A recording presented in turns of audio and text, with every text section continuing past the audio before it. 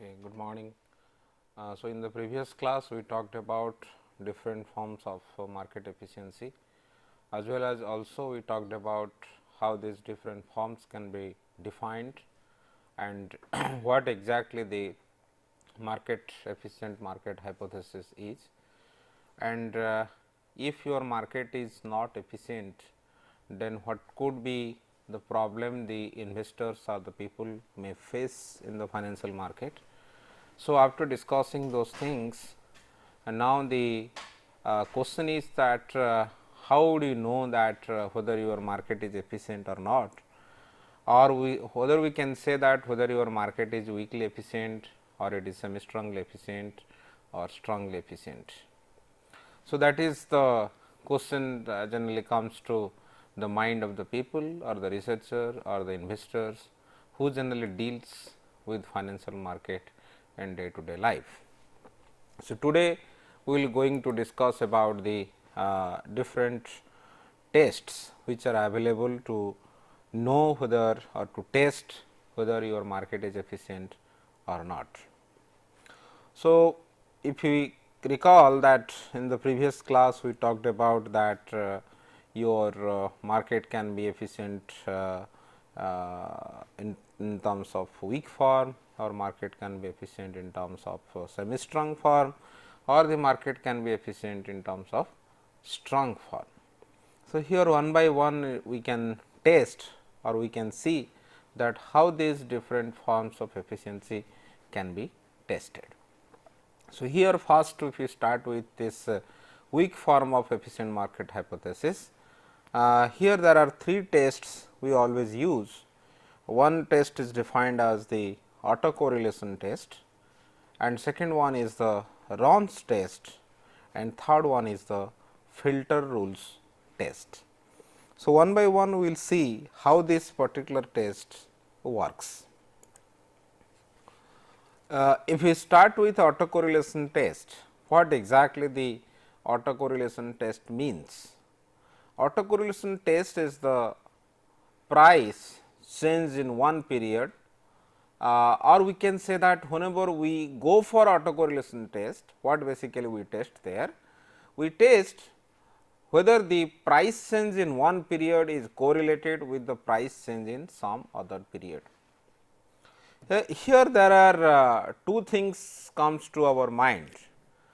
In literature, whenever we use this different word, we have talking about either correlation, and another thing is we talk about the autocorrelation.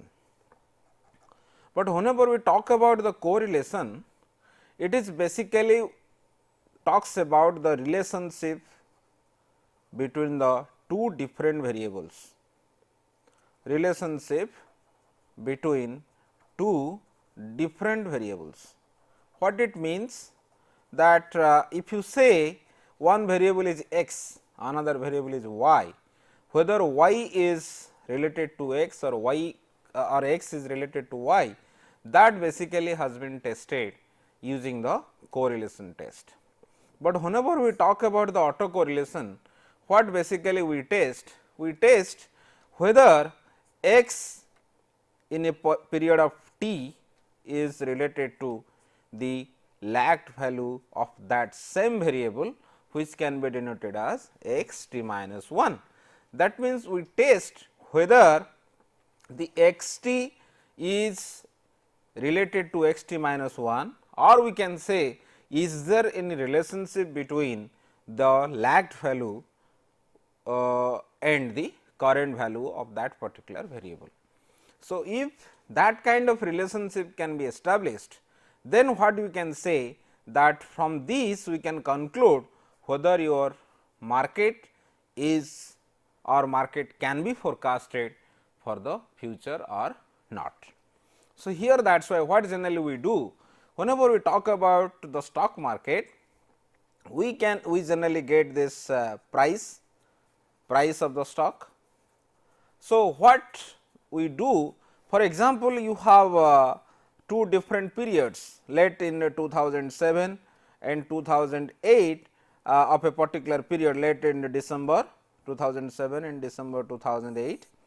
let the price of the different stocks will be given to you, let 50, 60, then let 57 like that, and in the December 2008 in the different days you will find this is let 67 or 73, and like that you can go for 69 like that. Then what basically we do, we first step in this autocorrelation test, we generally calculate the return of the stock. So, this is basically the price of the stock in the different days in the month of December. So, we calculate the return from this, let this change in price is here is 10, here it is minus 3, like that. Here also we can say it is 6 and it is let we can say that minus 4. So, then from this data we try to establish the relationship between the price change of this month with the price change in another month of the different year. So, if we find that there is a proper relationship between the two, then we can say accordingly we can say whether your market is weekly efficient or not. So, those who believe that the capital markets are efficient would expect insignificant correlations for all such combinations. What does it mean? If we found that there is a significant correlation between the price change of this period with the price change of another period, then we can conclude that market is, if there is a significant correlation between them. So, definitely we can say this market is inefficient. If the correlation between them is highly insignificant in a statistical manner, then we can say that market is weakly efficient. So, what basically we do here, we test the relationship between a particular stock return of a particular period with the another period, and from this data, the correlationship data, we can say whether your market is efficient or market is inefficient. So, all these studies are concerned only with short term trends. So, from this we can only test this market efficiency in the short term.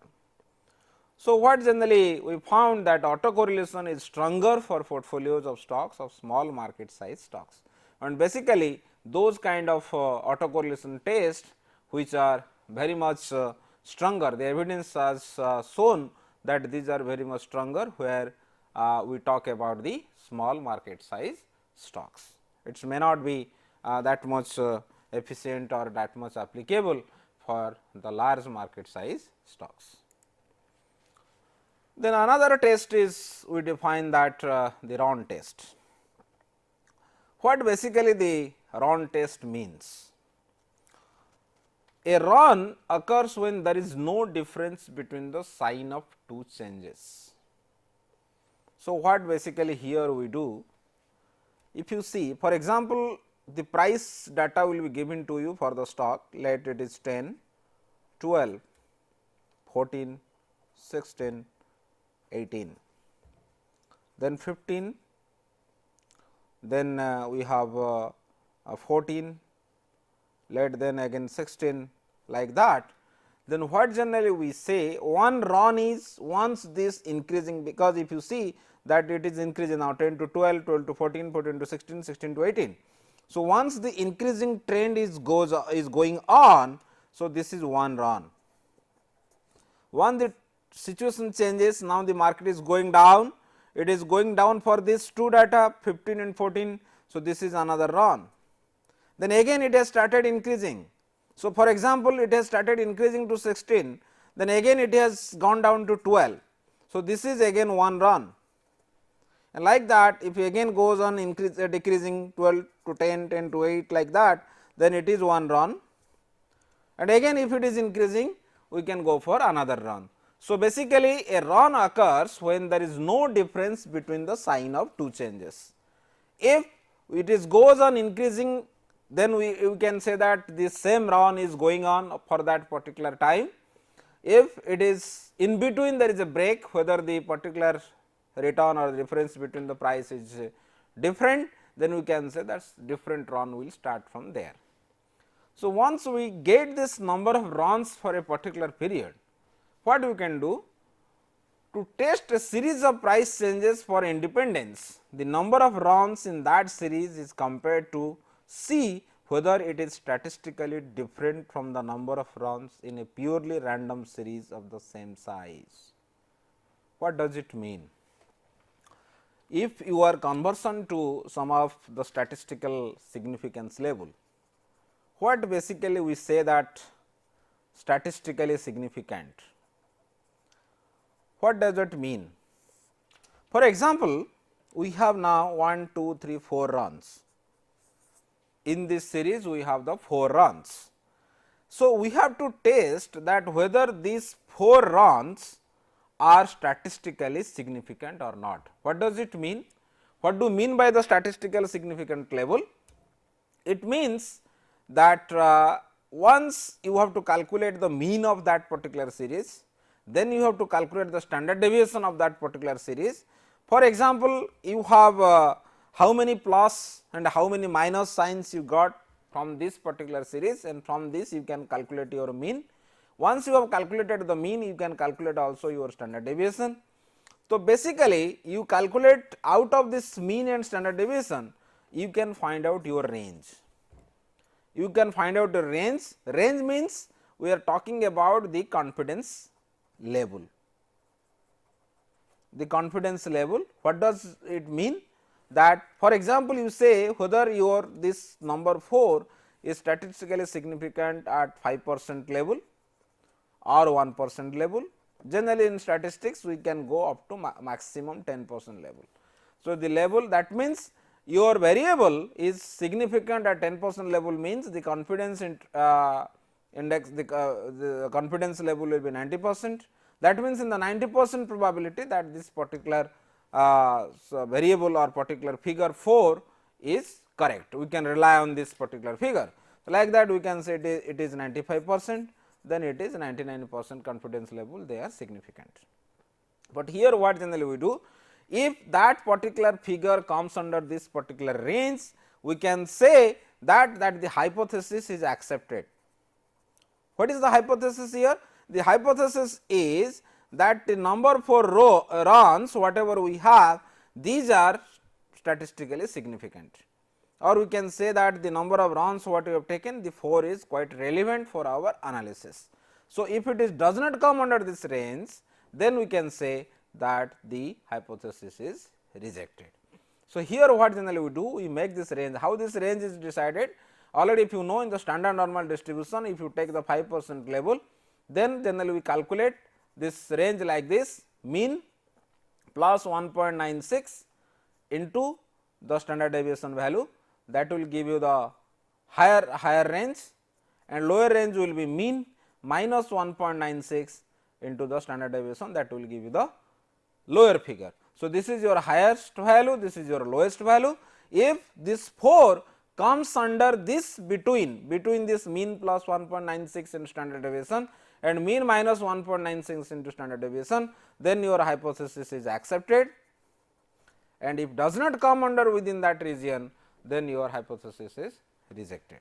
So, here that is why we say that whether it is statistically different from the number of runs in a purely random series of the same size or not. If it is not, then we can say your hypothesis of statistical or we can say the null hypothesis has been rejected, and if it is statistically not different, then our hypothesis is accepted. The results of these studies seem to be strongly support the random walk model. That means, in the beginning we discussed that the stock market follows the random walk model, or we cannot predict about the market by looking the past data. So, in the run test we can test that whether your market follows a random path, or we can say the market can be predicted by analyzing the past data. So, basically in the round test, whenever we test the weak form of efficient market hypothesis, what generally we see there, that most of the cases it strongly support the random walk model. That means, we can say that market is weakly efficient. In the Indian context also, we have carried out some of the studies, and the studies what the people have carried out over the period of time, they found that the Indian capital market also weakly efficient by using the Ron test or by using the autocorrelation test. So, Ron test is also one of the powerful tests we use to know whether your market is weakly efficient or not. Then we go back to test of trading rules, or we can say the filter rules, what we have talked about, or we have first shown that thing. There is another test also we are using, that is the filter rules test, that we can say whether your market is weakly efficient or not. So, here generally what we do, more trading in a security should promote the market efficiency. That means, that if you go on trading every day, or the price discovery of that particular security is happening in a strong manner in everyday basis, then we can say that it will promote the market efficiency in that particular scenario. So, like that, if you see that most popular trading technique is filter rule, that is, an investor trades a stock when the price change exceeds a filter value set for it.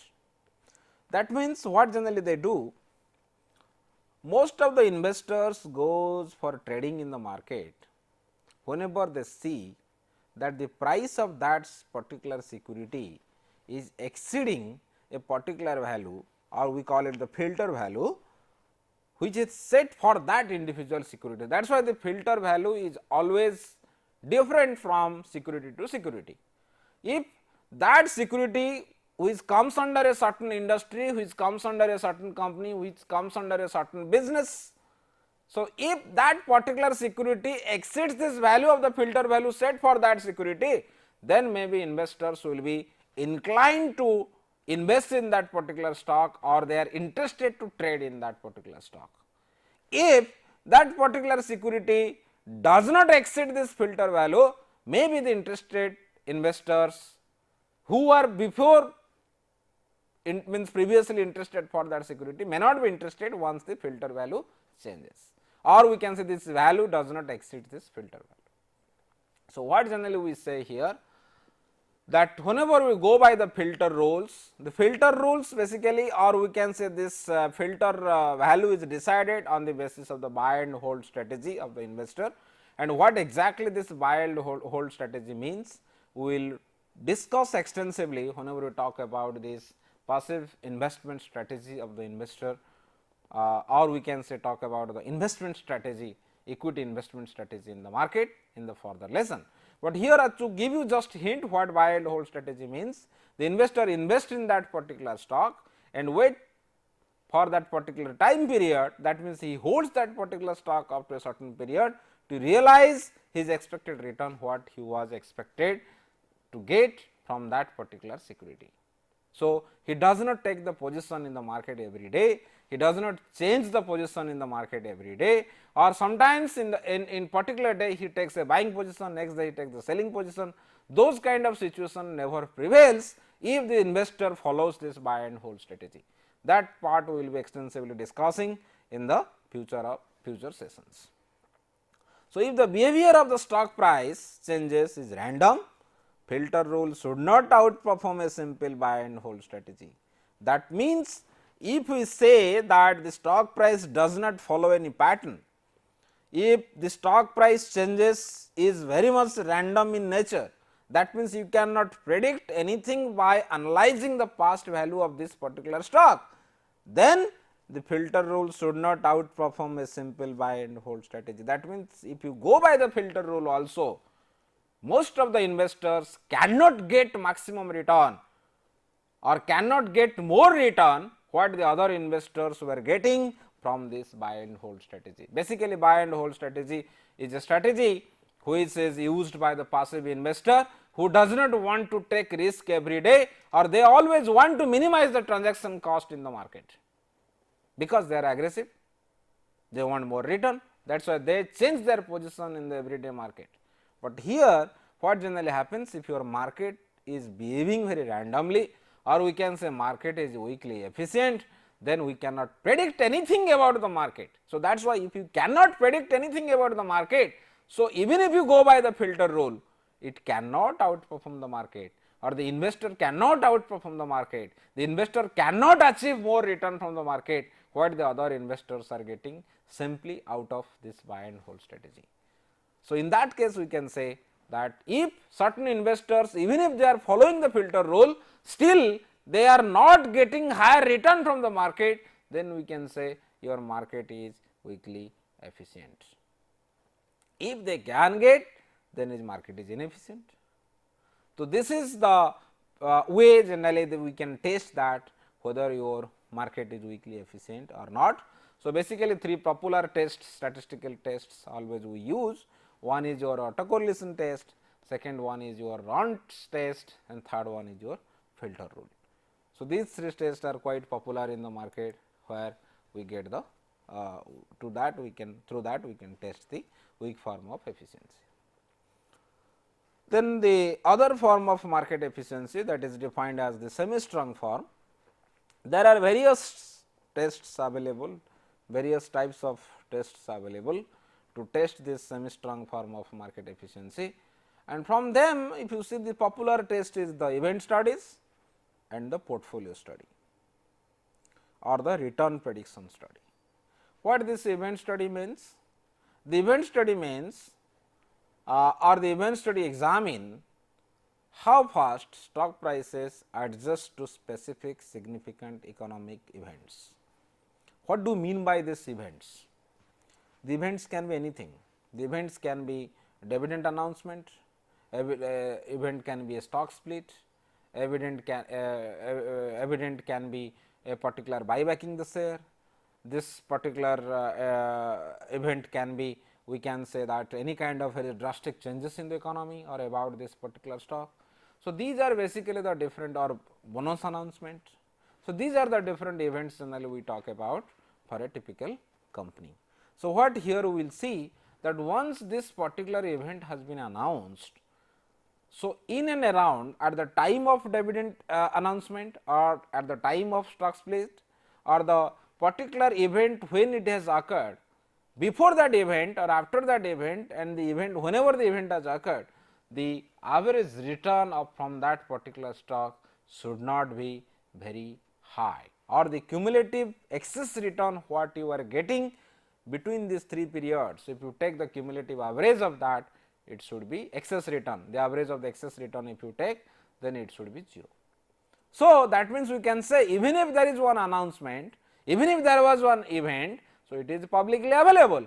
So, if all the investors are using that particular information uniformly in the market, so nobody should get the high return in a particular time or over the period of time, the total cumulative average excess return should be 0. So, if it is 0, then we can say your market is semi strongly efficient. If it is not 0, then your market is inefficient. And the portfolio study, what here we see or we do in the portfolio study, which examines the possibility of earning superior risk adjusted returns by trading on an observable characteristic of a firm like price earning ratio, dividend yield, etc. What here happens in general? I will just give you the hint in the further slides. What basically the event study means? Already I told you that what are the different steps of the event study. In the different steps, what generally we do? Identify the event to be studied and pinpoint the date on which the event was announced. Collect returns data around the announcement date. Calculate the excess returns by period around the announcement date for each firm in the sample. Identify the event, whether it is a stock split, whether it is a dividend announcement, whether it is a bonus announcement, or anything else or share buybacking etc., and pinpoint the date on which the event was announced. When the event was announced, you just try to figure out that particular date. Then collect returns data around the announcement date, before the announcement date, at the particular time whenever the announcement was happening, and after the announcement date. So, around the announcement date you calculate or collect the returns data, calculate the excess returns by period around the announcement date for each firm in the sample. Whatever excess return this particular firm got, which is, what do you mean by the excess return? What was the expected return and how much return he got. So, that basically talks about the expected return. The expected return is basically calculated as the actual return minus the expected return. So, actual return is what it is, the realized return what he got, and the expected return is basically defined as what we got it from the CAPM model, what we will discuss further in elaborate manner. So, what generally in the CAPM model we say, the expected return of a stock is calculated as RF plus beta into RM minus RF. What it basically means? The RF defines the risk free rate. The risk free rate means without any risk, if once you have started the investment, the return is assured, maybe the we can say the treasury bill rate. Then we have beta, you already know that this is the market risk, and your RM basically shows the market return. So, this market return means this basically the we can say that in the context of India, the BSE Sensex or NSE Nifty, which are generally called as the market portfolio. So, if they are the market portfolio, the return what we get from those index, we call it the market index. So, this is maybe NSE Nifty, the proxy for market portfolio, or BSE Sensex. So, these are basically taken as the market return.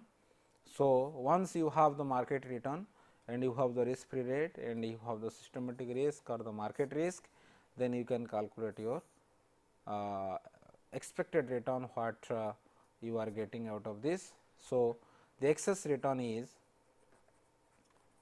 the excess return is your actual return minus expected return.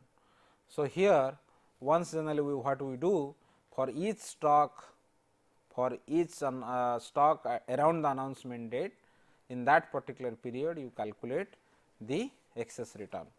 So, once the excess return is calculated, then you can calculate the compute the average excess return across the all firms. Once this you can calculate the average excess return across all firms, you assess whether the excess returns around the announcement date are different from 0 or not.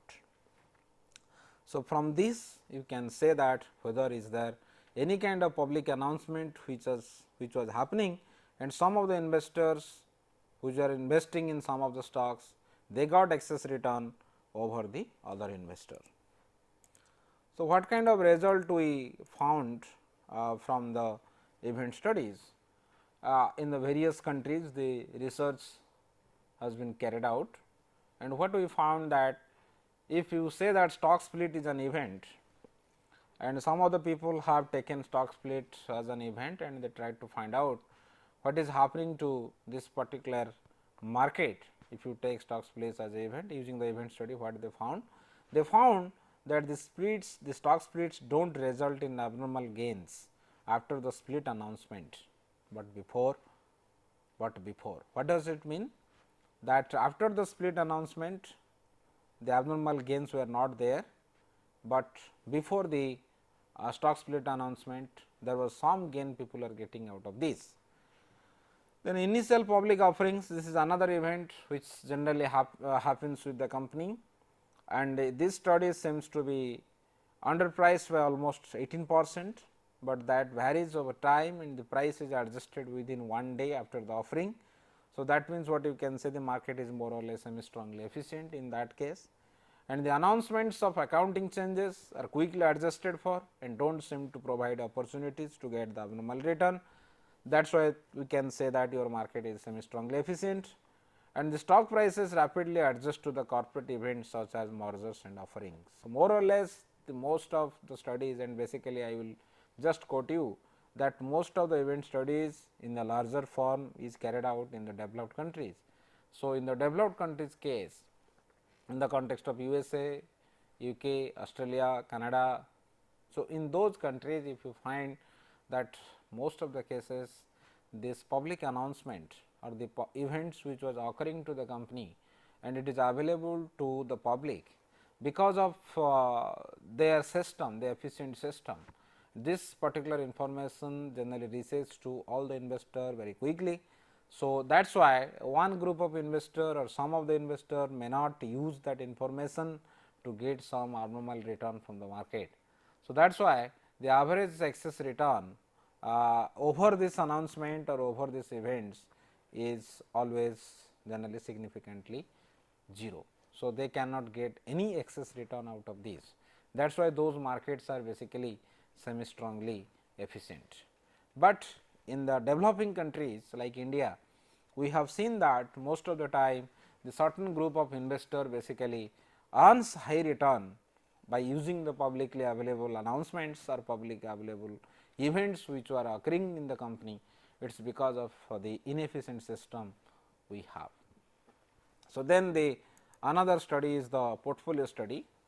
So, in this portfolio study what generally we see that in this we define the variable on which the funds will be classified, classify firms into portfolios based upon the magnitude of the variable, compute the returns for each portfolio, calculate the excess returns for each portfolio, assess whether the average excess returns are different across the portfolios. Okay, I will just explain what it exactly means.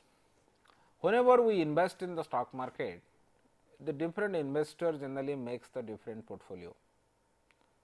So, how generally they make the portfolio? If you are conversant to some of the words like value stocks, like growth stocks or like certain indicators whatever we have, some of the companies are paying high dividends, some of the companies are paying low dividends.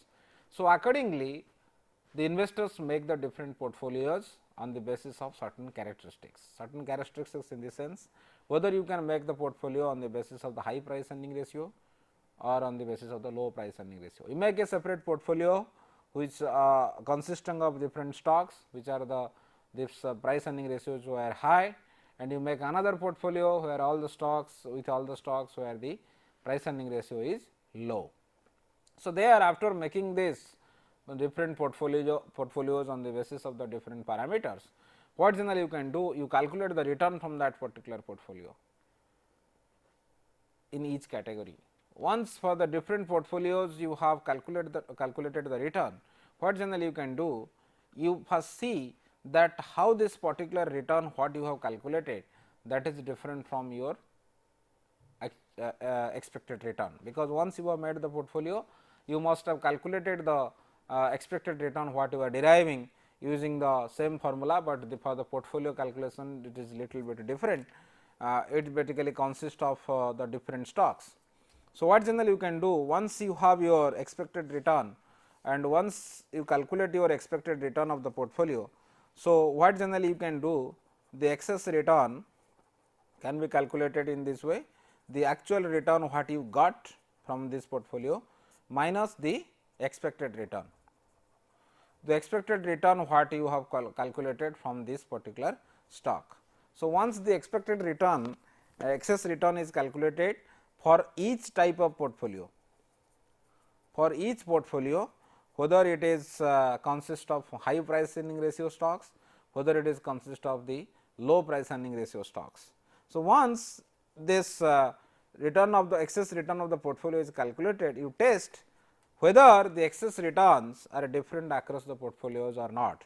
If the excess return is different across the portfolio, then we cannot say that your market is semi strongly efficient. But across this portfolio, if you find these excess returns are not different and we find more or less same excess return out of this, then you can say your market is semi strongly efficient. So, the excess return of the portfolio should be same for all the portfolio. That means, one investor should not get any kind of excess return or abnormal return by using certain philosophy. So, this is way generally we can test your semi strong form of efficient market hypothesis. So, what generally the results we found that in the different cases, low price earning ratio stocks experience superior risk adjusted results relative to the market, whereas high price earning ratio stocks had significantly inferior risk adjusted results.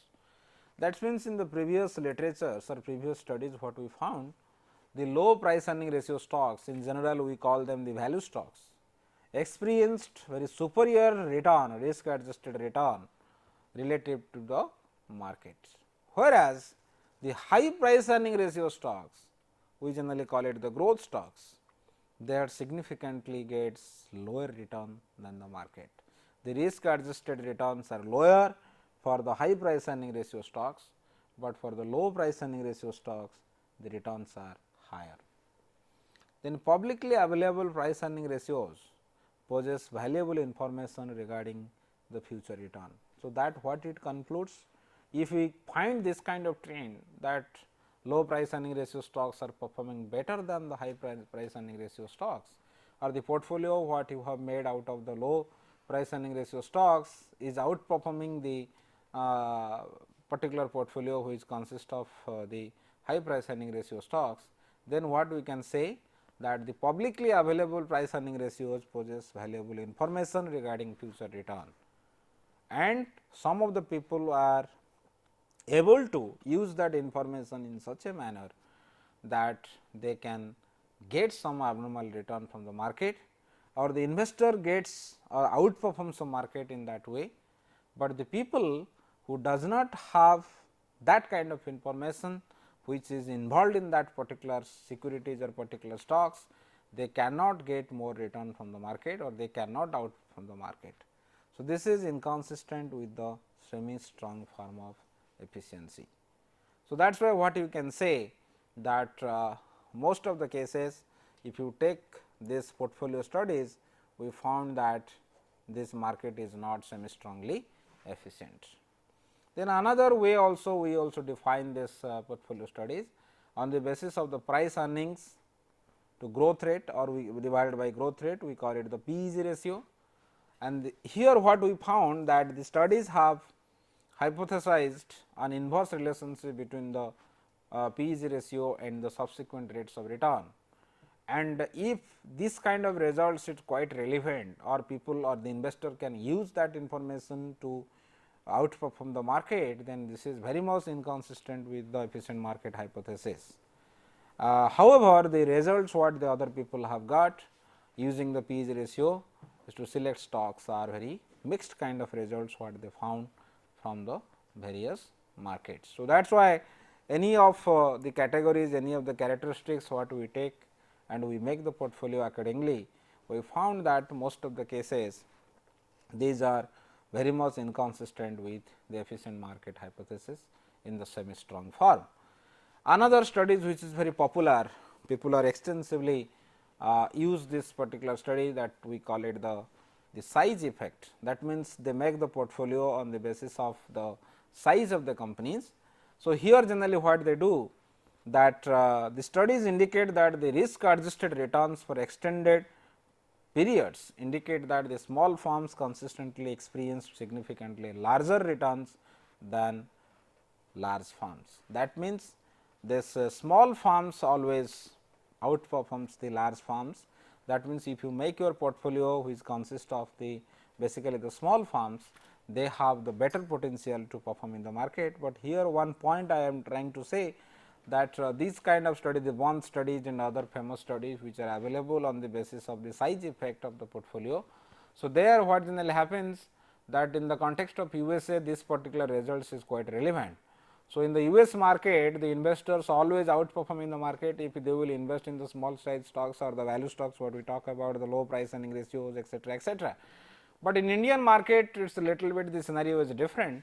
Some of the studies have found that small size stocks never outperform the market, the large size stocks outperform the market, and as well as also we found that sometimes it may not be the value stocks, it may be the growth stocks which always performs better in the market in the context of India. But still again there is the anomalies there, that we can say that there is some information available to the size of the company category, or we can say that price earning ratio category, etc. So, that is why the people can use that, they can outperform it, whether it is the small size performs better or the large size performs better, that does not matter, but across this portfolio this performance should not be very much different if you make your portfolio on the basis of size or on the basis of the different parameters like price earning ratio or the dividend yield, etc., etc.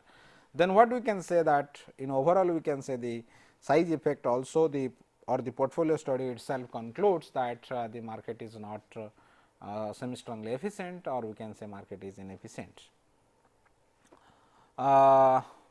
So, what this some of the people also ask these questions, maybe this could have caused the price earning results previously studied, but basically this is very much unexplored areas what generally we can say. So, the results what basically people found that the price earning ratio studies and the size studies are dual test of efficient market hypothesis and the capital asset pricing model, what I already told you, and the abnormal returns could occur sometimes because the markets are inefficient or the market model is not properly specified and provides incorrect estimates of the risk and expected returns. So, definitely if you want to blame the model itself what we have specified, either in terms of the capital asset pricing model or in terms of the other models what we discussed in a very extensive manner in the further sessions. But here if you see that most of the researchers have argued, whenever you calculate the expected return of a particular portfolio of a particular stock, maybe our model is not correctly specified, that is why we sometimes we say we are getting some excess return out of this. But here that sometimes also we can say that if your model is correctly specified, but still we are getting excess return, that may be because of your market is inefficient. So, here what we can say that either it is in terms of efficiency, inefficiency of the market, or it is in terms of the incorrect specification of the model, but still the results are found in most of the cases we get some abnormal return from the market, or some of the investors get abnormal return from the market by using certain investment philosophy or by making their portfolios, by specializing the their investment strategy in the different ways on the basis of the different parameters what are available publicly available to them. So, in that context what you can say, it is very difficult to say that whether your market is efficient or not, but most of the cases what we can conclude that the publicly available information is not adequate to everybody, or it is not reaching to everybody, by which most of them can get the same return like the other investors are getting. But like on other ways also the researchers most of the cases have found that the model what we have specified to calculate the expected return out of this is not correct, and it is true also. That is why the various models have been developed to overcome that particular problem, and this is still a burning issue in the capital market to know which is the correct model which can measure the expected return of an equity or expected return of the portfolio.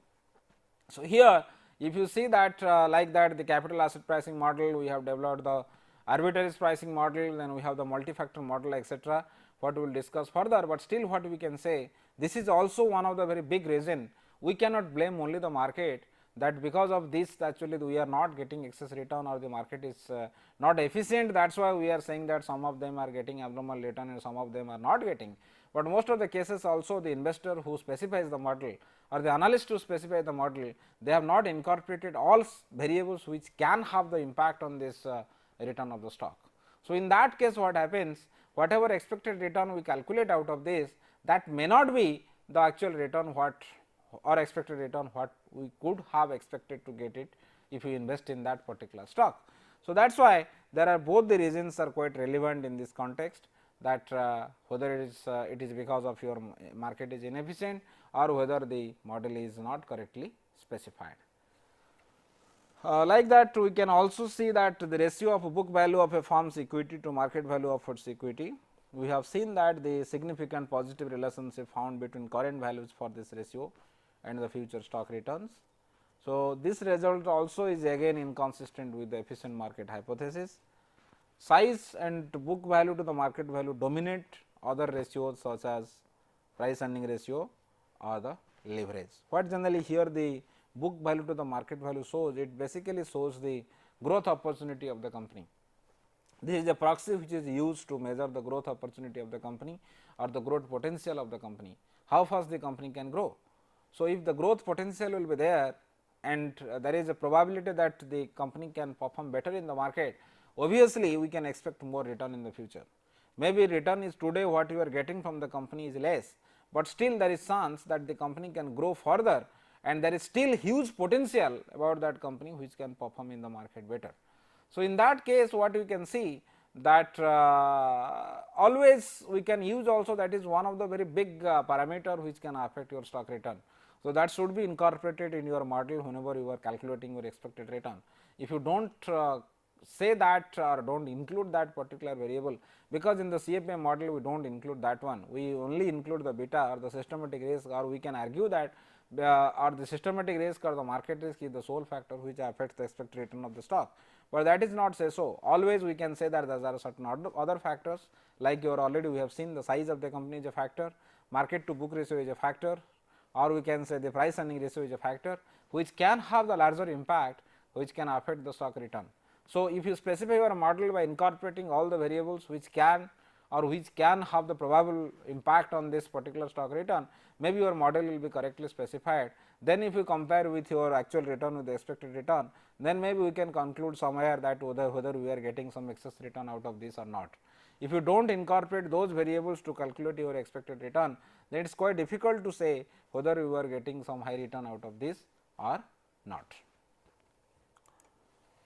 So, the firm size has emerged as a major predictor of the future return, already what I told you. So, this is an anomaly in the efficient market literature, which attempts to explain the size anomaly in terms of superior risk measurement, transaction cost, analyst attention, trading activity and differential information have not succeeded. Studies on predicting returns for a cross section of stocks indicate markets are not semi strongly efficient, and studies on predicting rates of return for a cross section of stocks indicate markets are not semi strongly efficient. That means, sorry, this is basically a doubling of this line, but basically what we can say that in the evidences what we found that the studies have shown that most of the cases, if you study the cross section of the stocks, we found that the markets are not semi strongly efficient. Then coming back to the strong form of efficient market hypothesis.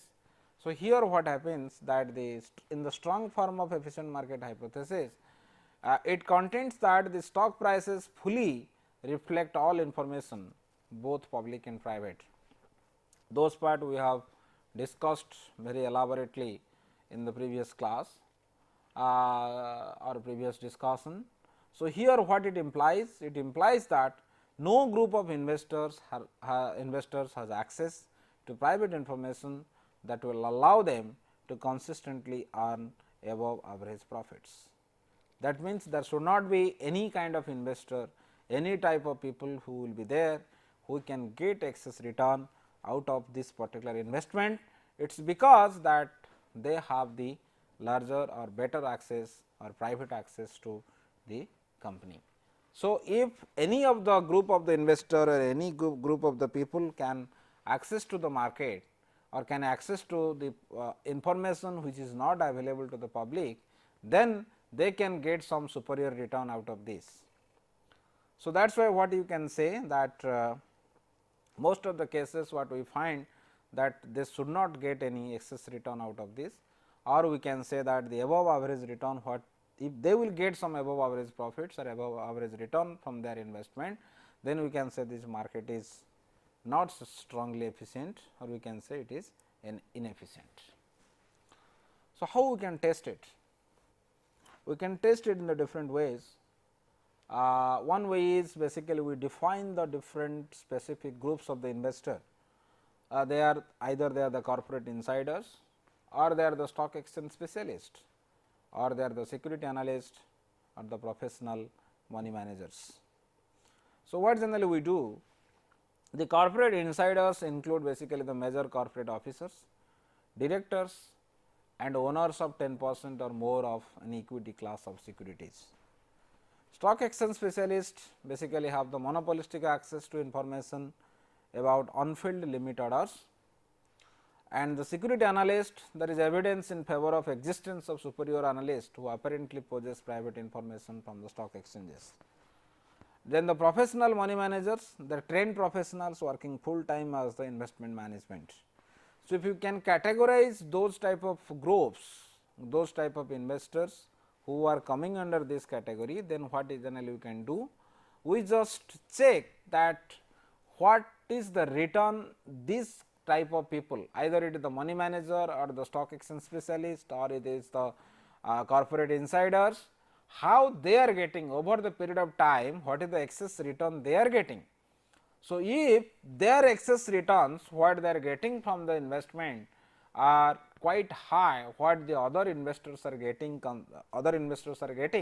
and they are getting that particular return very consistently, then what you can say that the market is not strongly efficient. That means, what you can say, all the information should not be categorized as public, in means one of the information is publicly available, some information is privately available, and that is why they have the more information available to about the company, that is why they can get more return. So, if those people are consistently outperforming in the market, then we can say that the market is not semi strongly efficient, or we can say it is inefficient. And what we found that mixed results what must support, that means we can say that the corporate insiders and stock exchange specialists do not support the hypothesis. So, that is why both groups seem to be have monopolistic access to important information, and that is why they use it to derive the above average returns. The no market in the world which is strongly efficient. So, other evidences also, or the other figures also, the other parameters also sometimes we take, like your price overreaction. Sometimes we find in the market some of the stocks are highly overpriced or the lower priced, and they show sometimes the overreaction in the market. And weekend effect, sometimes we see that the whatever price level was there in the Friday, and once the Saturday Sunday this trading will be closed, in the Monday whenever it will be open, the price will be different, and most of the people have seen that trend. And if that trend can be utilized and can be used in the trading philosophy or the trading strategy, so most of the investors can get high return out of this.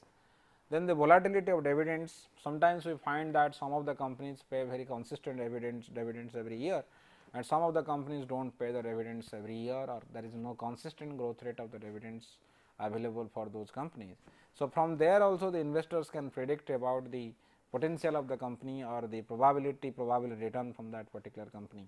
So, if that kind of information will be used in or not used in a very uniform manner to everybody, then sometimes you can get some abnormal return from this dividend volatility or the growth rate of the dividend volatility, but those kind of thing never prevails in day to day scenario. But basically these are also the one of the factors which can also play the role to determine the efficiency of the market.